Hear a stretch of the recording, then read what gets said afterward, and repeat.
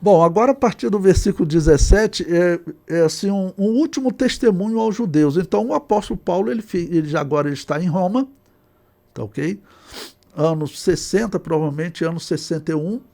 Ele está numa casa bem guardado, ele tinha uma condição financeira, talvez a família dele, eu mostrei para vocês na história, alguns familiares dele teriam aceitado Jesus, provavelmente o apóstolo Paulo está sendo assistido com algumas ofertas dos irmãos nesse momento, então ele pode alugar uma casa, ainda tem um soldado fazendo uma segurança para ele, porque é importante frisar, até para quem assiste essas aulas, poder ver que, infelizmente, os sacerdotes de Israel naqueles dias, eles não eram nem seguidores do judaísmo, eles eram só políticos.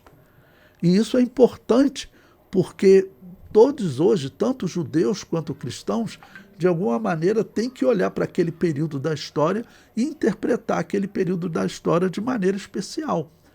Porque o que nós sabemos que profeticamente pode ser realmente o tempo que o Messias estava previsto vir. E se os judeus de hoje olharem para a história e observarem que os judeus daquela época, os sumos sacerdotes, eram pessoas que inclusive desacreditavam na profecia, aí você vê uma grande possibilidade desses homens terem errado na interpretação e Jesus ser de fato o Messias. Bom, lembrando, se ele está no ano 60, haviam se passado então 30, 31 anos, talvez 32 anos da morte de Jesus. É claro que entre os rabinos, entre os judeus, muitos conheciam esse debate que vinha acontecendo, porque o apóstolo Paulo, onde ele pregou pela Europa, ele estava sempre pregando que o reino de Israel havia passado. Ele escreveu uma epístola aos Romanos, ele já tinha escrito nessa época, ele escreveu uma epístola aos Romanos, dizendo, né, que Israel tinha sido cortado da comunhão com Deus. Então isso era sabido entre os judeus, daí até a fúria. Mas então ele vai dar um último testemunho aos judeus. Versículo 17. E aconteceu que 3 dias depois, Paulo convocou os principais dos judeus e junto eles lhes disse: varões irmãos, não havendo eu feito nada contra o povo ou contra os ritos paternos, vim contudo preso desde Jerusalém, entregue nas mãos dos romanos. Bom, lembrando, agora o apóstolo Paulo está em Roma, para todos os efeitos, é a primeira vez que ele vem em Roma, ele nunca esteve em Roma. Se ele tivesse estado, provavelmente Lucas teria relatado. O apóstolo Pedro também não sabemos que ele tenha evangelizado em Roma, mas que tinham cristãos lá, tinham. E esses cristãos, como eu tenho dito para vocês também, eram principalmente judeus. A princípio, o cristianismo está crescendo muito entre os judeus, que eles estão, vamos dizer, mudando a interpretação. O apóstolo Paulo está convencendo os judeus de que, olhando para o Antigo Testamento, as profecias do Messias têm que ter se cumprido em Jesus. E isso é um fato hoje. Isso é um fato. Principalmente a profecia de Daniel das 70 semanas, o anjo disse claramente para Daniel que o Messias viria em 483 anos, 69 semanas. Então, falar de uma forma mais clara, 483 anos. Nós temos a referência na história que o anjo falou para Daniel, que a profecia falou, que era a ordem para reconstruir Jerusalém. Então, contando 483 anos desde a ordem para reconstruir Jerusalém, aonde que você chega? Na morte de Jesus, próximo do ano 29 da era cristã. Então isso está na profecia judaica. Essa não é uma profecia feita no Novo Testamento, foi o apóstolo Paulo que escreveu. Não, isso está na profecia judaica. Então todo judeu que olha para a profecia de Daniel, se ele acredita na profecia de Daniel, ele tem que fazer esse cálculo. E ele vai na arqueologia hoje, uma arqueologia que nós dizemos até que é uma arqueologia bem independente, porque ela sempre trabalha, a regra dela é trabalhar contra a Bíblia. Atualmente, a arqueologia ela tem sido dominada É até interessante vocês escreverem isso para vocês estudarem. A arqueologia tem sido dominada por um grupo chamados de minimalistas. Minimalistas. Aqueles que aceitam um mínimo de cumprimento das escrituras e achados relacionados ao mundo da Bíblia no tempo de Israel. Eles dizem, não, só um mínimo de coisa. Tem outros que são chamados maximalistas, porque eles veem muitos cumprimentos, né? O cristão, claro, ele está daqueles que veem muitos cumprimentos, ok? Então, o versículo 18 diz, os quais, havendo examinado, queriam soltar-me por não haver em mim crime algum. Mas, opondo-se os judeus, foi-me forçoso apelar para César, não tendo, contudo, de que acusar a minha nação. Por esta causa vos chamei, para vos ver e falar, porque pela esperança de Israel estou com essa cadeia.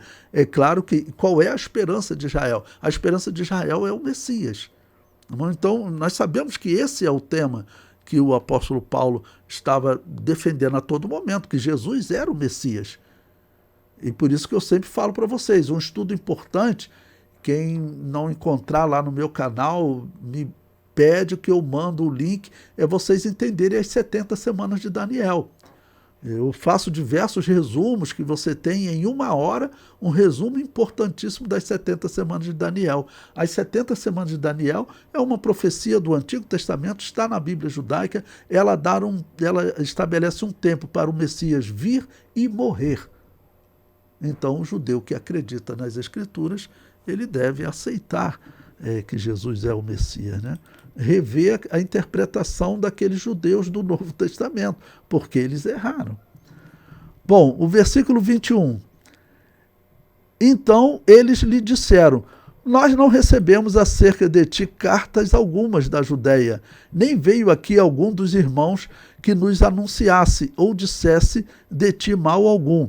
Eu acho até uma afirmação estranha, eu acho que provavelmente eles já tinham ouvido sim, mas não estão querendo puxar o assunto inicial, porque o testemunho lá em Jerusalém e também na Turquia, na região da Grécia, era que o mundo judaico todo, nas últimas décadas, falava desse Saulo de Tarso e do que ele estava pregando nas sinagogas, que o Messias já veio. É claro que isso era muito falado. Por isso eu desconfio que essa palavra deles não foi verdadeira. Foi como, vamos ver o que ele fala.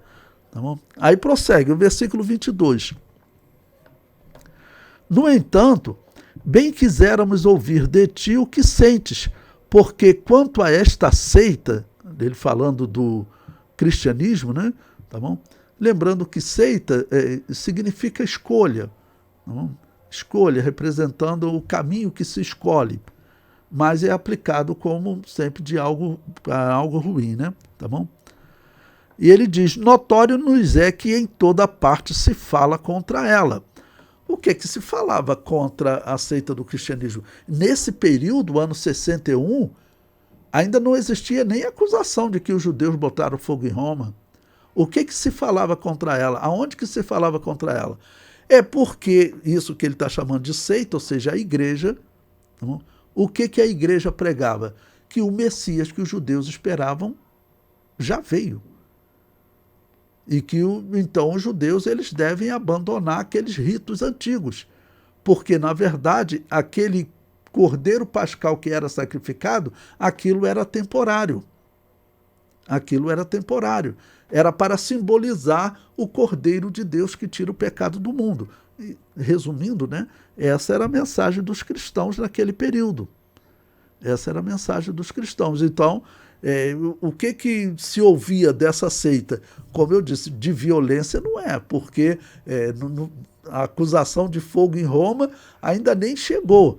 Então, o problema todo estava exatamente nessa questão judaica. Até esse momento da história, o problema do cristianismo é essa questão judaica. A reinterpretação das escrituras judaicas como os rabinos dos dias do Novo Testamento estavam tendo. E eu coloco como destaque para vocês as 70 semanas de Daniel. E é interessante porque eu falo para vocês, talvez o maior intérprete do judaísmo, um homem chamado Maimônides, reconhecido pelos judeus como o maior intérprete do judaísmo, ele diz que realmente as 70 semanas de Daniel, ela deve se cumprir próximo do tempo do Novo Testamento. Ele concorda, é o maior intérprete da história do judaísmo considerado. Se você quiser anotar, vai no Google, ele corrige, né? Só escrever Rabino Maimônides. Rabino Maimônides. O Google acerta para você. Tem muitas escrituras interessantes sobre ele. Viveu próximo do ano 1100 da era cristã. Foi um judeu de destaque na corte dos muçulmanos. Como eu sempre digo para vocês que os muçulmanos eles eram cordiais com os judeus, ele atuava na corte dos muçulmanos como médico, né, de muçulmanos, uma pessoa respeitada. Tá bom? Pois bem, então o que se falava contra ela provavelmente é isso que eu falei para vocês. Aqui eles não falam, mas provavelmente é isso. O versículo 23. E havendo-lhe eles assinalado um dia, muitos foram ter com ele a pousada, aos quais declarava com bom testemunho o reino de Deus, e procuravam persuadi-los à fé em Jesus, tanto pela lei de Moisés como pelos profetas, desde pela manhã até a tarde.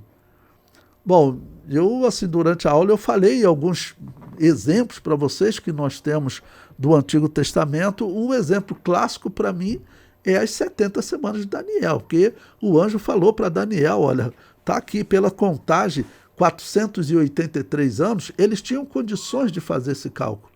O calendário judaico, o ano judaico, ele tinha diferença com outros calendários, mas ele era um calendário muito próximo, porque ele era lunar, mas de 3 em 3 anos ele fazia um ajuste para poder ficar parecido com os outros calendários. Então, mesmo os judeus, na crônica deles, eles conseguiam calcular.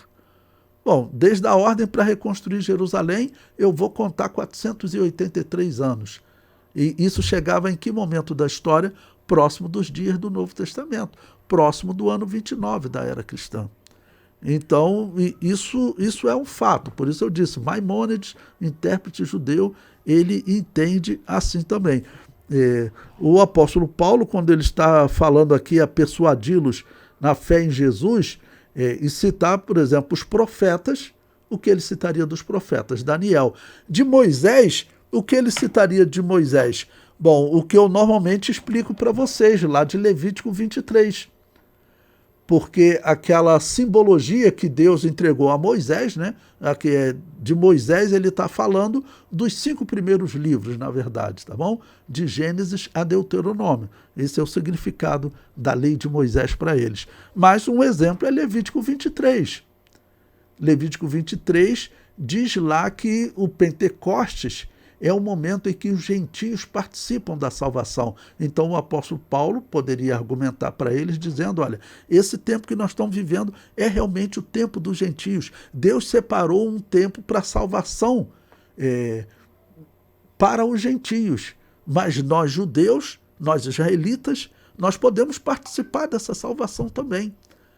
Mas se nós não participarmos, a nação, porque ela rejeitou o Messias, ela será espalhada pelo mundo. Foi essa mensagem que Jesus falou, que em algum momento vocês vão ver Jerusalém cercada, e para nós sabermos que essa é a sua desolação. Bom, no ano 60, 61 da era cristã, que é esse momento que está acontecendo, faltam 9 anos para Jerusalém ser destruída. E como eu digo para vocês, falando de Moisés, dos profetas, com certeza, isso que eu estou falando para vocês era sabido do apóstolo Paulo. O apóstolo Paulo conhecia, claro, mais desse assunto do que eu. Mesmo a gente com tanto estudo de grego, o apóstolo Paulo teve um estudo da cultura judaica, né, que certamente teve até conhecimento que ele obteve daquele período que talvez tenha até se perdido. Né? Isso pode realmente acontecer. Então, certamente era isso que ele argumentava com eles, que eu acabei de falar para vocês. pela lei de Moisés ou pelos profetas. Apesar que há controvérsia, muitos deles não consideravam Daniel profeta, mas entre os escritos, tá bom? Mas, é claro, tem as profecias de Isaías, todas as profecias que falam da vinda do Messias. E dizer, como Zacarias, que o Messias, ele vamos dizer, viria aqui na terra e pisaria no templo, como Amós também falou, o próprio Yahvé disse, né, que ele viria e pisaria naquele templo, e falar sobre a glória daquela casa, né, como Ageu falou também. Por quê? Porque o próprio Deus diz que ele vai pisar ali. Então, aquela casa que estava sendo reconstruída ali seria pisada por quem? Por Jesus. Essa é uma profecia que eu falo que não tem como se cumprir mais. No momento que o apóstolo Paulo está debatendo com eles, ela ainda podia se cumprir, porque o templo estava de pé. Porque Ageu tinha profetizado que o Messias pisaria naquele templo. Pois bem, aquele templo foi destruído. E agora, como é que os judeus fazem? Essa profecia de Ageu, o judeu sincero, ele tem que olhar e dizer o seguinte: olha, essa profecia tem que ter se cumprido. Ela não pode se cumprir no futuro, porque aquele templo que Ageu estava indicando, dizendo o Messias vai pisar nesse templo, né, aquele templo foi destruído. Segundo a história aqui, vai ser destruído em 9 anos. Então, hoje, nós sabemos, essa profecia de Ageu não tem mais como se cumprir. O versículo 24. E alguns criam no que se dizia, mas outros não criam. E como ficaram entre si discordes, se despediram, dizendo Paulo esta palavra: bem falou o Espírito Santo a nossos pais pelo profeta Isaías, dizendo: vai a este povo e dize: de ouvido ouvireis e de maneira nenhuma entendereis, e vendo vereis e de nenhuma maneira percebereis. Porquanto o coração deste povo está endurecido, e com os ouvidos ouviram pesadamente e fecharam os olhos, para que nunca com os olhos vejam, nem com os ouvidos ouçam, nem do coração entendam e se convertam, e eu os cure.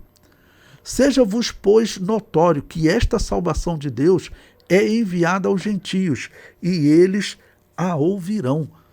Bom, então, essa palavra do apóstolo Paulo, como eu disse, ele já tinha escrito isso. Ele já tinha escrito isso. E é realmente pesada para eles. Mas era o que as escrituras diziam.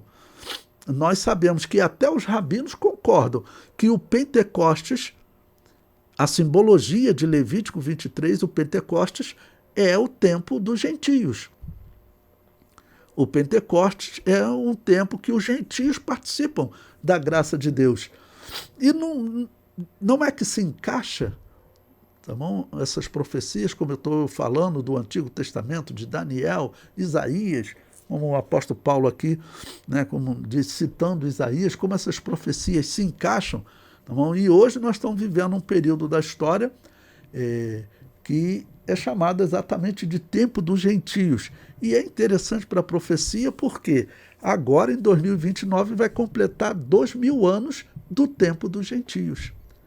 Então, é um momento significativo para essa interpretação, para essa profecia, né? Completando 2000 anos de existência da igreja, 2000 anos da morte de Jesus e 2000 anos do tempo dos gentios. O versículo 29, né? E havendo ele dito isto, partiram os judeus, tendo entre si grande contenda. E Paulo ficou 2 anos inteiros na sua própria habitação, que alugara, e recebia todos quantos vinham vê-lo, e pregando o reino de Deus e ensinando com toda a liberdade as coisas pertencentes ao Senhor Jesus Cristo, sem impedimento algum. Bom, então, olha, mais 2 anos, então já seria no ano 63, já que ele estaria próximo do ano 61, que teria sido o ano da prisão de Paulo, teria sido o ano que Paulo chega em Roma. Bom, a partir desse momento da história, o livro de Atos ele é concluído, tá bom? O livro ele acaba aqui, nesse versículo. Ele é concluído na prisão, nesse ano 61, para vocês terem ideia, eu anotei aqui para vocês, olha, no ano 61 o apóstolo Paulo escreve a carta aos Colossenses e a carta aos Efésios. No ano 63 ele escreve a carta aos Filipenses e no ano 64 ele escreve a carta a Filemão, a primeira carta a Timóteo, a carta a Tito e a segunda carta a Timóteo, tá bom? Todas essas cartas vão ser escritas nesse período. Existem aqueles que dizem que o apóstolo Paulo teria sido solto, teria viajado até a Espanha, teria pedido uma autorização especial, ele teria viajado até a Espanha. Era uma viagem de navio semelhante à que ele tinha feito para sair de Israel até Roma, né? Então ele teria ido até a Espanha, mas estamos na história. A história, alguns falam sobre o apóstolo Paulo, tá bom? Bom, eu separei aqui para leitura para vocês, antes de nós concluirmos, uma leitura de um texto histórico, um homem chamado Irineu de Lyon. Quando nós estudamos história da igreja, foi um homem que escreveu ali próximo do ano 150, 200, nessa época, e ele foi, ele é uma referência depois que o apóstolo João morreu. Os escritos dele são assim os dos mais respeitados em termos de doutrina e um dos que mais escreveu, tá ok? Pois bem, então eu vou ler um texto aqui de Irineu de Lyon, que ele fala sobre a igreja de Roma. Tá bom? Segundo Irineu de Lyon, ele vai dizer que a igreja de Roma ela teria sido fundada pelo apóstolo Paulo, provavelmente nesse período agora. Certamente haviam cristãos, porque o apóstolo Paulo já tinha escrito a carta aos romanos, né? Então, certamente já tinham cristãos, mas, vamos dizer, ele teria organizado formalmente uma igreja, até porque ele ficou ali protegido e ali, vamos dizer, de uma certa maneira, instruindo pessoas para começar a organizar igrejas. Nesse período era livre. Tá bom?